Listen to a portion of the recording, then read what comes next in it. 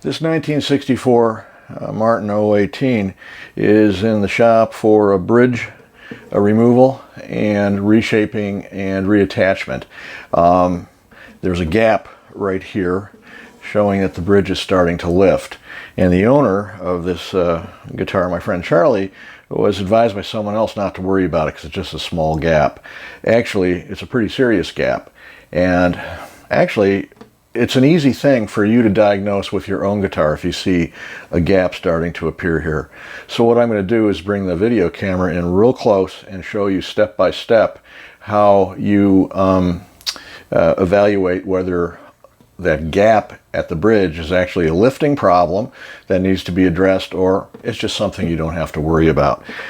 What you're going to need to do this is just something you could pick up at the auto parts store or the auto department of any local store. They're called feeler gauges, and you're going to need to use a thin feeler gauge to do what I'm about to show you.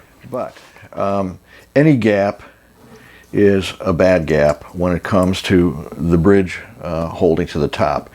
The bridge is what drives the top when you strum the strings. So if it's not attached to the top, you're losing a lot of tone. So I've taken a feeler gauge that's 1/15 thousandths thick. It's very thin. It's like stiff foil. And watch what happens. All right, so how much of the bridge is no longer attached? Quite a bit. So if I project this in, this bridge is not glued halfway to the pins. Where it gets even worse is when I slide the feeler gauge under, and you can see it appearing right here where the pinholes are. That means, use a little magic marker, that means that much of the bridge is no longer glued to the top. All that's holding the bridge in place when the strings are under tension is the forward part of the bridge and the pins, which puts a lot of stress on. Let's see, it's holding a little bit there, but as you can see, it is actually just a little bit of force is pushing this into there. So here it's coming into the 6th string right here. So, and the bridge is loose all the way over to here. So essentially, from the feeler gauge back, this entire bridge is disconnected from the top. And it's a pull away waiting to happen. Not such a good situation. So why don't we just inject glue into this gap, clamp it, and string the guitar back up. That's because over time, as the glue joint has started to fail, the bridge itself has gotten a little bit warped. And you've also got old glue in there. So just injecting glue in and clamping it down would only be a temporary solution. In fact, it might not even last more than the time it would take to string the guitar up to tension. So we need to use heat, and in this case, because half the bridge is almost disconnected from the top anyway, I'm going to use a very thin knife that I'm going to heat using a heat gun and work my way in, and very slowly work the knife around the perimeter of the bridge to lift it up, softening the glue from the hot knife. I work around the perimeter to minimize the risk that the wood underneath is going to get torn up or lifted by the process. So we'll turn on the heat gun.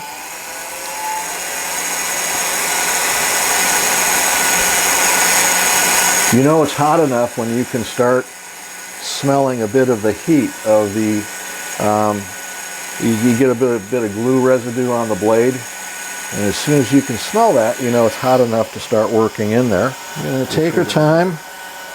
This isn't anything to hurry, and very soon we're going to have a bridge that's off and ready to be re-glued.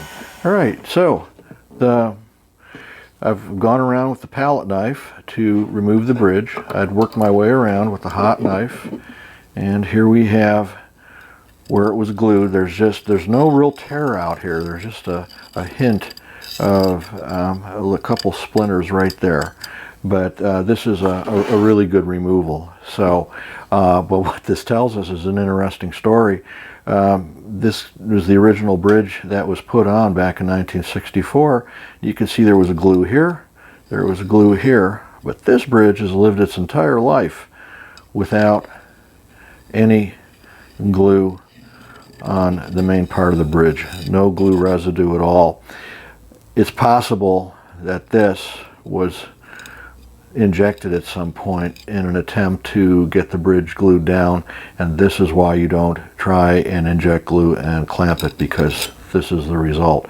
So the next thing is to get this nice and flat, and then we'll make sure this is flat. We get a good joint, clamp it back together. The base of the bridge has now been sanded smooth and flat, and all the glue residue from the original partial glue up from the factory has been removed, so the bridge fits nice and flat on the guitar top.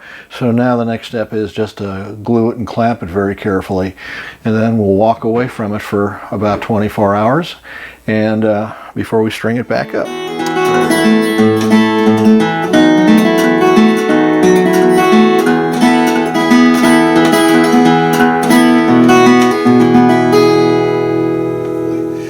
You know, it's kind of funny, you know, you pick up a guitar and you put it in your lap, and each instrument seems to have its own personality.